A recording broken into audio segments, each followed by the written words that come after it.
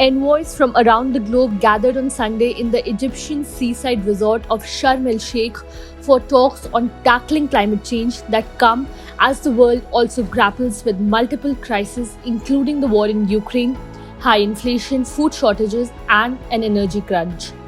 The November 6th to 18th gathering of nearly 200 nations will be dominated by the growing need of virtually blameless poor nations for money to cope not just with future impacts but those already claiming lives and devastating economies. The main aim of COP27 is to ensure the full implementation of the Paris Conference. UN Secretary General Antonio Guterres warned last week that the planet was heading towards irreversible climate chaos unless countries find a way to put the world back on track to cut emissions and help the poor countries cope with the impacts of global warming. More than 40,000 participants have been registered for this year's talks, reflecting the sense of urgency as major weather events around the world impact many people and cost billions of dollars in repairs. Prime Minister Narendra Modi will not attend, but Union Environment Minister Bhupendra Yadav will be attending the summit.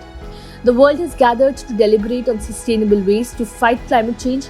COP27 should be COP of action, with key deliverables having a specific focus on defining climate finance, outcomes on adaptation, and loss and damage, said Yadav. On the other hand, US President Joe Biden and climate envoy John Kerry are also expected to be there. French President Emmanuel Macron and UK Prime Minister Rishi Sunak are also taking part. Sunak had earlier said that he would give the summit a miss, but on November 2nd reversed his decision.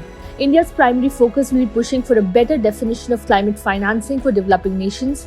Climate finance is necessary for mitigation because large-scale investments are required to significantly reduce emissions.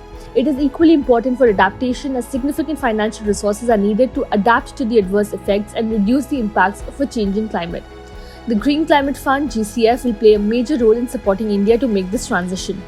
Rights group criticized Egypt on Sunday for restricting protests and stepping up surveillance during the summit. New York-based Human Rights Watch, citing Egyptian media, said that the authorities had also arrested dozens of people for calling for protests. Human Rights Watch said that it had joined about 1,400 groups from around the world urging Egypt to lift the restrictions on civil society groups.